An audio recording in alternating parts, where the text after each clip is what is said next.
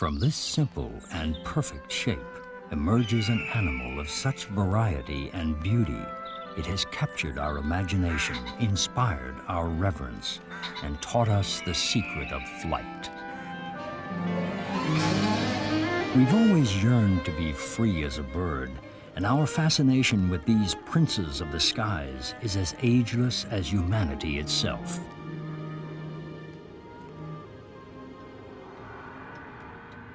From this protective shell, a chick prepares to hatch, continuing a cycle that has been evolving and repeating itself for millions of years.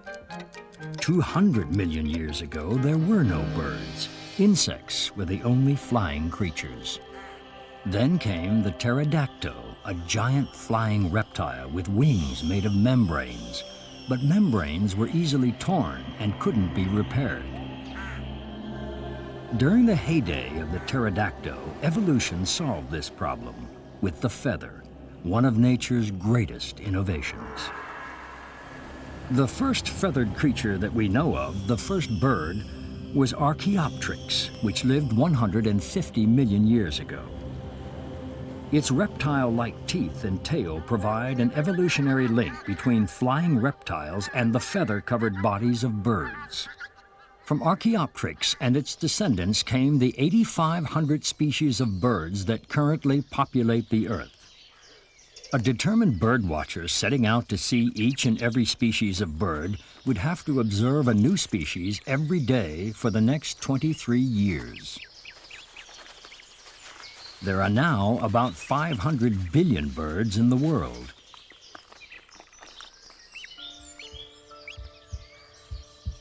A single fertile cell surrounded by yolk soon divides and multiplies, so that after only a few days, the heartbeat is discernible. Halfway through development, limbs begin to take shape. Before the chick can crack the egg, it must turn itself and break the air sac. After filling its lungs with air for the first time, the chick may call to its mother, signaling to her to prepare for the onset of hatching. From the faintest chirp inside an egg to the round-the-clock song of a nightingale, the elaborate language of birds far surpasses that of humans. Poets would have us believe that a singing bird is proclaiming its happiness, but birdsong has more to do with proclaiming territory. Like this bellbird, whose call can be heard up to 2.5 miles away. Birdsong is also used to attract a mate. The song of the male lyrebird is actually a medley of borrowed tunes. 80% of its song is mimicry of other birds. The repertoire can even include barking dogs. And with tail feathers shaped like a Greek lyre, it's not difficult to work out the origin of its musical name. Perhaps the most unmusical bird is the raven. One myth offers an explanation of the raven's rasping call. It was sent by the gods to bring water for an offering. The raven set off as instructed, but tarried a while, waiting for some figs to ripen. Returning late with the water, the gods punished the raven by condemning it to eternal thirst.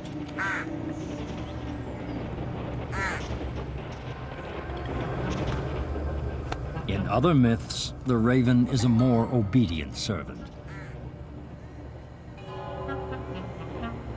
The Norse god Odin is often depicted with a raven on each shoulder. It was believed these ravens flew around the world every day and reported to him what they had seen.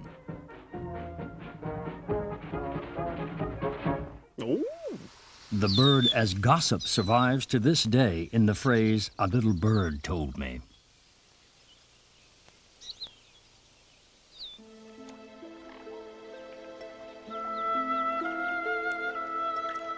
As well as couriers of scandal, birds were also seen as omens. A pure white bird is so rare that seeing one was considered a portent of death.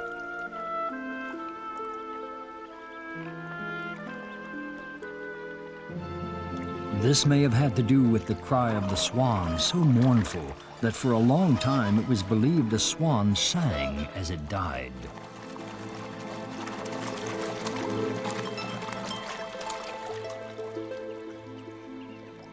The belief proved false. but we still refer to someone's final act as their swan song.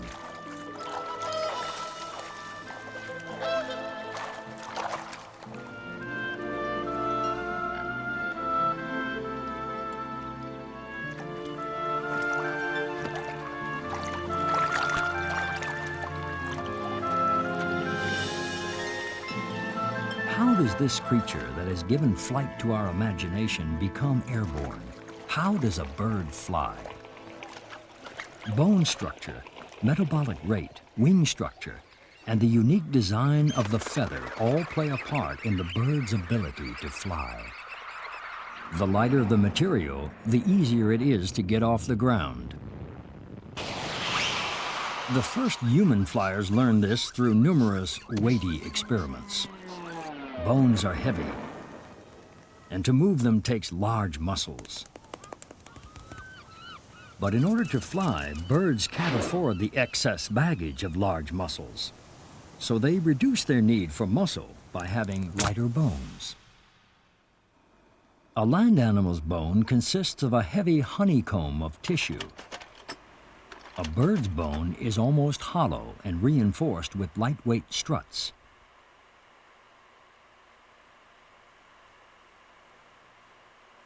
And less bone requires less muscle, very handy when it comes to defying gravity and performing takeoff, the most difficult stage of flight. And takeoff is the moment that separates the flyers from the walkers.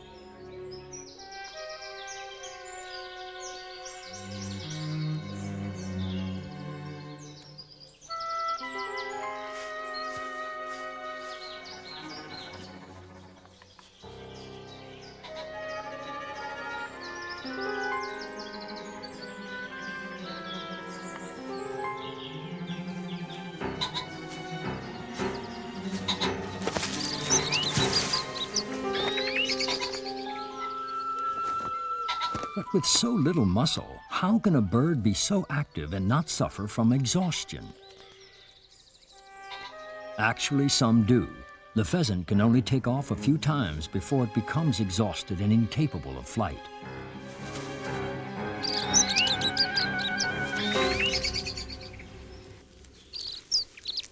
Most birds, however, can sustain long periods of hyperactivity. The hummingbird feeds while beating its wings up to 80 times a second. But to sustain such levels of energy, birds must take in large amounts of food. To eat like a bird is actually to have a voracious appetite. A hatching chick consumes the egg's yolk, now a marble-sized sack of food attached to its belly. It provides the chick with energy to get through the most exhausting day of its life.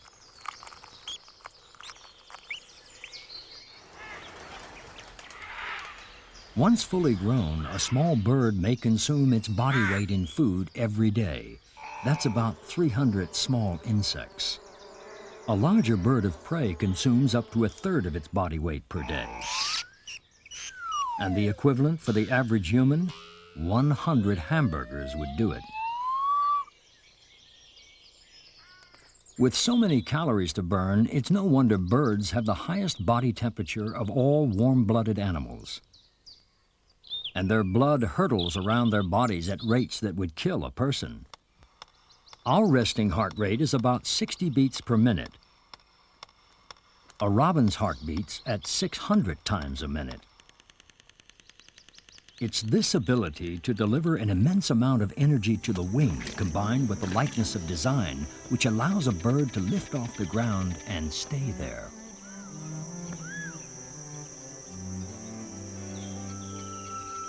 Like the swimmer through water, a bird pushes against the medium of air to fly.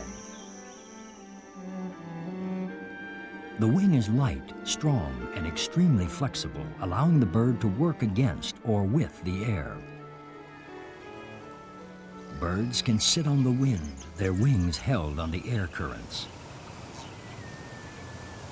or catch rising pockets of warm air called thermals, riding them like invisible escalators to tremendous heights. Frigate birds depend on air currents to save them from disaster. They feed on fish, but their wings are not waterproof. If they landed on the water, they could drown. So they always fish into the wind and use the airflow to lift them away from the surface and back up to the safe haven of a rising thermal.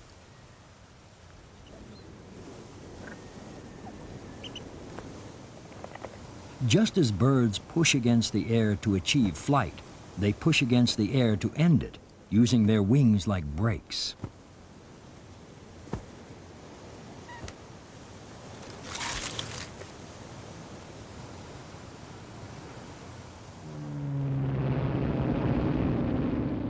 Even though human flying machines have conquered the basics of flying, birds possess one skill that our flying machines will never master: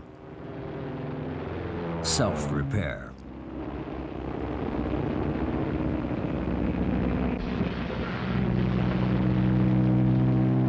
Because of the wear and tear of flight, any flying machine needs constant maintenance.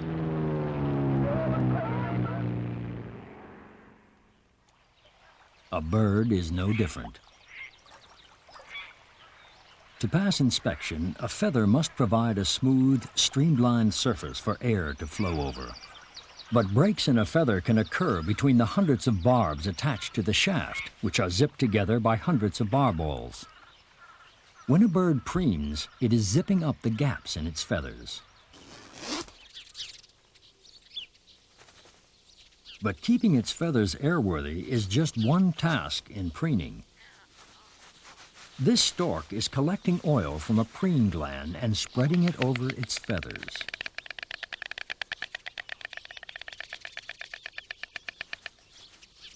Oil acts as a waterproofing agent for water birds, turning them into waterproof vessels. The droplets of water simply slide across the surface of the feathers like rainwater off a shingled roof, or water off a duck's back.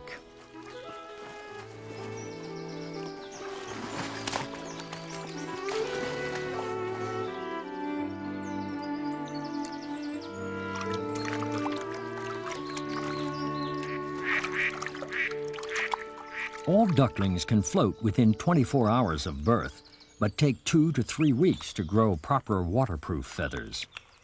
This duckling has broken through the shell using an egg tooth, a small projection on its beak, and has begun pushing itself out.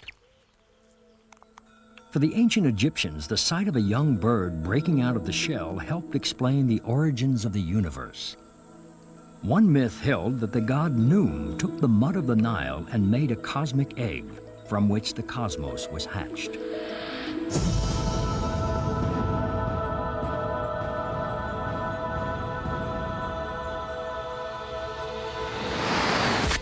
Today, the association of the egg as a course of new life persists in the Christian celebration of Easter.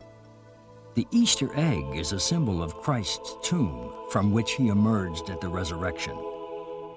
And it's no coincidence that Easter takes place in the spring, the time of renewal, the time in which migrating birds fly great distances to their place of renewal, breeding grounds. The king of the long haul is the Arctic tern. Each year, these birds migrate from pole to pole. That's over 8,500 miles one way.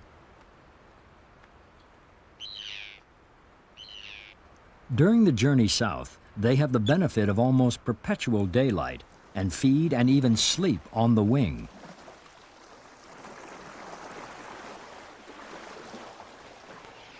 After a non-stop flight lasting over 2.5 months, they finally arrive at their breeding grounds in late April, only to set off again in July. In temperate climates, the arrival of spring and the spectacle of huge flocks of geese flying overhead are inseparable. In ancient cultures, humans who knew nothing of migration and only saw geese leave before winter and return in the spring believed that geese literally carried the spring with them. The belief gave rise to goose myths and ceremonies in ancient Greece and Japan, and gave the goose special powers in folklore because of its association with spring, fertility, and good fortune. In many cultures, even though the goose has been replaced by the turkey, The eating of a bird on holidays harkens back to these beliefs. And a bird's collarbone or wishbone can still fulfill our greatest longings. Even the cuckoo, another spring arrival associated with the changing seasons, is still married to our concept of time. The penguin is identified with a very different season, winter. But the familiar image of these ice-bound waddlers belies their true ability. For penguins do their flying underwater, and not just Arctic waters. Here in the warm waters of the Pacific Islands, the Galapagos penguins fly through the sea with extreme agility, using their flippers like wings.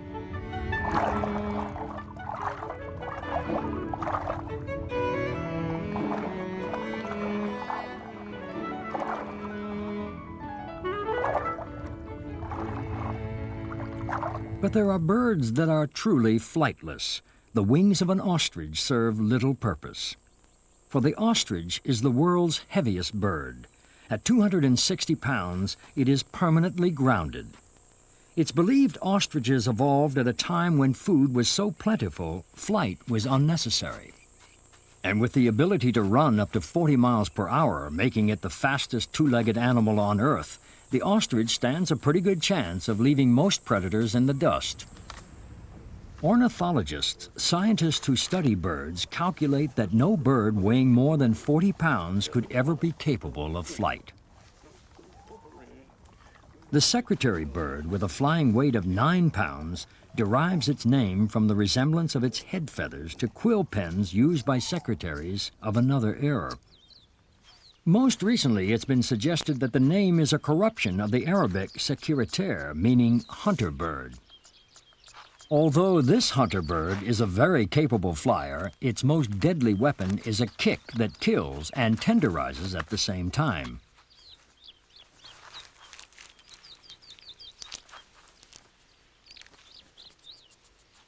Until they are fully grown, flightless birds need constant protection.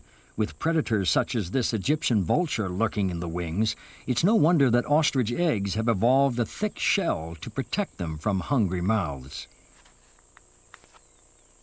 No beak could break through this. But a stone can, and so the Egyptian vulture has cracked the problem by learning to use a tool.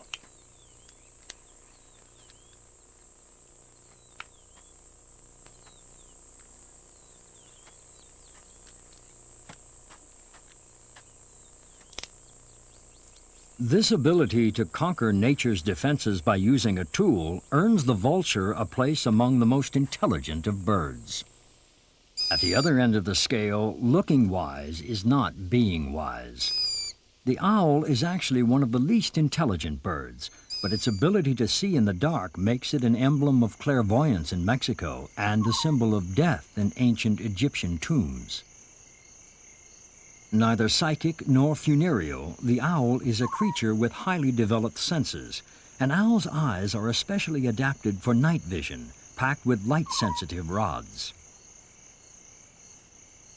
At the moment of attack, the eyes actually close, and the owl relies on its sensitive talons to zero in on the exact position of its target.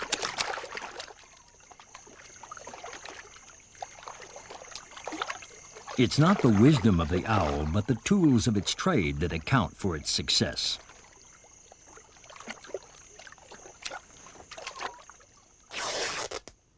Like human tools, a bird's beak performs a variety of tasks, but unlike humans, they never lose them.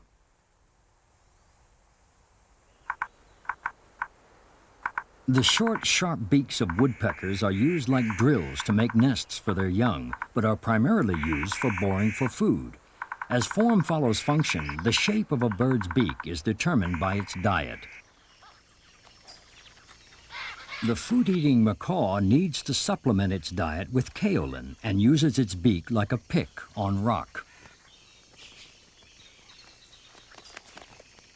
The greatest variety of beaks is found among water birds.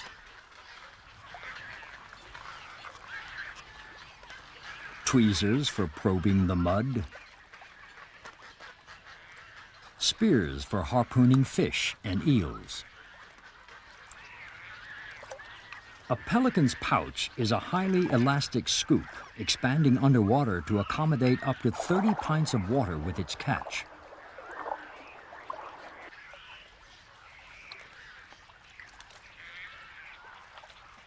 The flamingo uses its sieve-like beak to dredge the mud for the microscopic crustaceans which contain a dye that keeps flamingo feathers pink.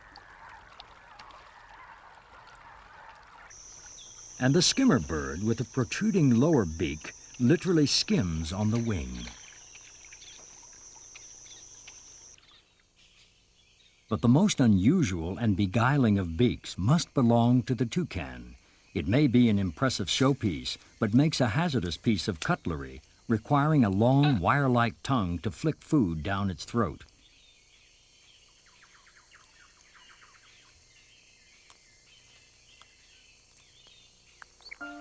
Enjoying the fruit of its labors, the chick makes its small but momentous entrance into the world.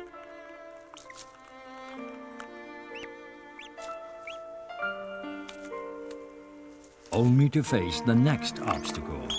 After 30 days in the shell, stretching and straightening its egg-shaped body is no easy feat.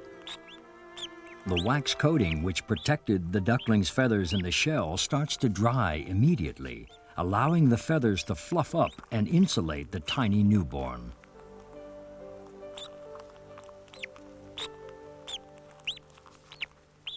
All birds have feathers, and no other creatures possess them.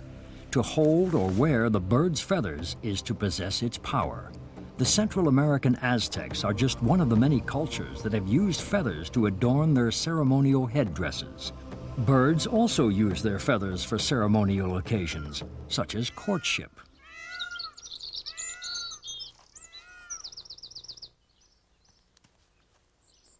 The riot of color in a peacock's tail is focused on one purpose: attracting a mate. And the rules of courtship in any society, bird or human, can be quite a performance.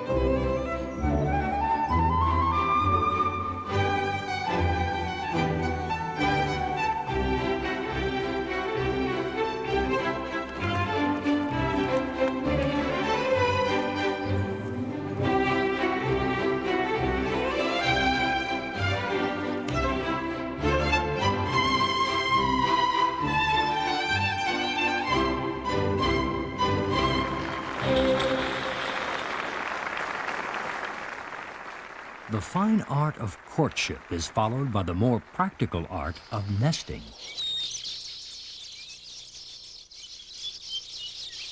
Perhaps one of the most unusual nest builders is the African weaver bird. It actually sews threads with its beak and ties knots to weave the nest, which includes a long entrance tube to deter unwelcome visitors.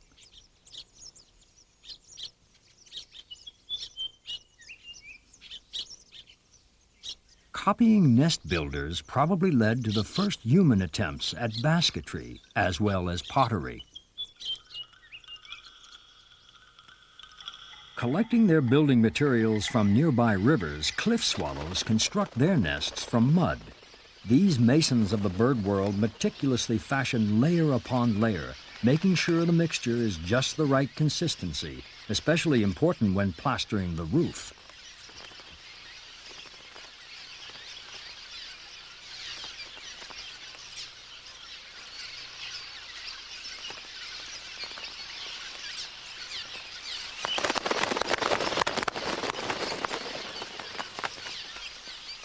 And there are some who say that it was the golden bowerbird that introduced us to interior design. To attract a female, the male finishes off his nest by decorating it with flowers and feathers. His discerning eye pays attention to every detail with an aesthetic sense that any artist would envy. And some culinary artists do. The Chinese have been making bird's nest soup for centuries. The key ingredient is the nest of the cave swiftlet, which is mostly made of saliva and collected from the caves of Borneo. The soup may be a rare and expensive delicacy, but has little nutritional value or taste.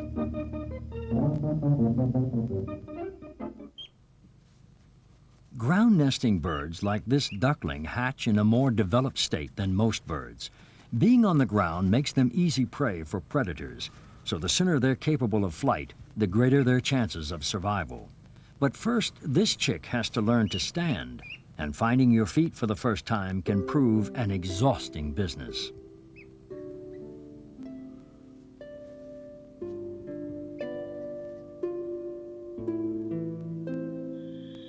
For its tree-dwelling cousins, leaving the nest can be just as perilous as leaving the shell.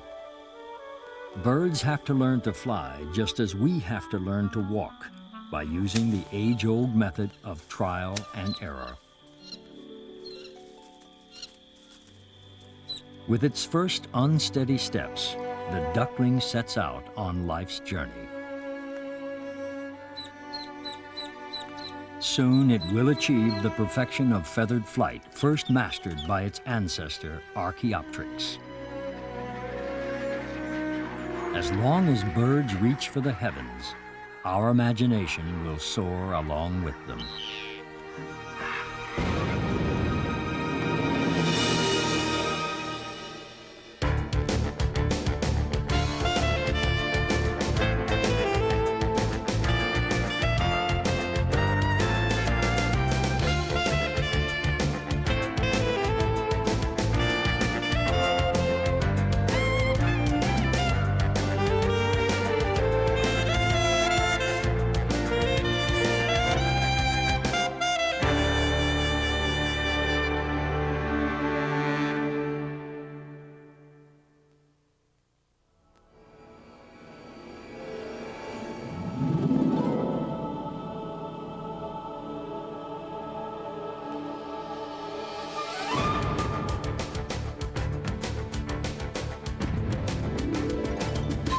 The Eyewitness Museum, created by combining traditional filmmaking techniques with state-of-the-art graphics, stripping away the mysteries of nature and science to reveal the essence of each subject.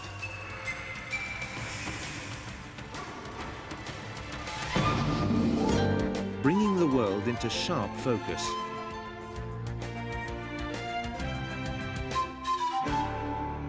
The making of Eyewitness. The distinct style of the Eyewitness books is the basis for each of the programs. Each half-hour episode is based on a book title. The Eyewitness book's visual style gives the program makers a starting point and a challenge. The challenge of transferring the clarity and super-realism into moving images and sound. Now let's take a look behind the scenes at the making of Bird. For the opening of the Bird program, we'd planned something really special.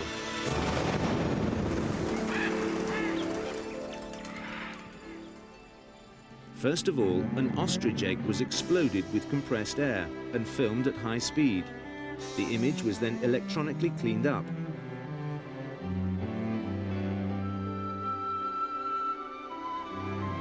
Next, we filmed macaws against a neutral background of a different color to the plumage. Difficult, with one of the most colorful birds in nature. Once the macaws were separated from the background, they could be placed anywhere on the screen in any size.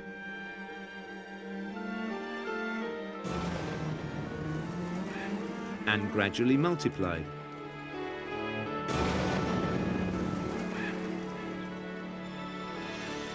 Eventually, they fill the egg.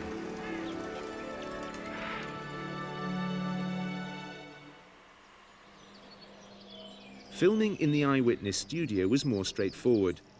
The art department built a realistic forest set against a stark white background. By tracking across the set, the woodland is revealed. The set has to convince not only the viewer, but the animals placed in it.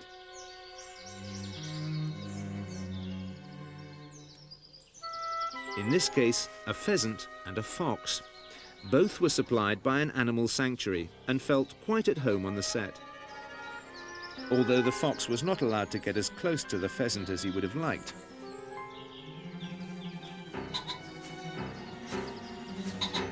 From a fox's point of view, there were some strange things in the forest.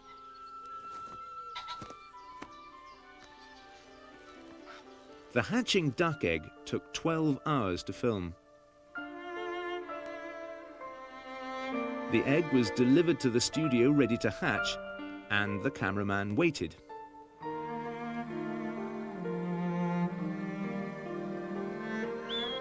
All that was needed to film the duckling emerging from the egg was the patience of the cameraman and the hard work of the little bird.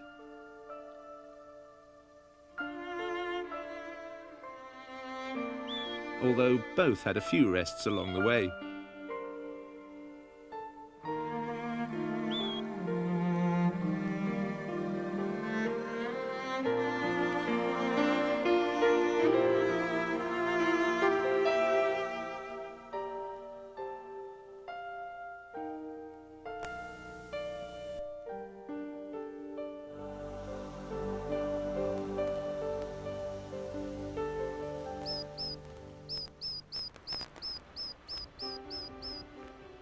We made use of footage shot by specialists who trained geese for many months to obtain close-ups of them in flight.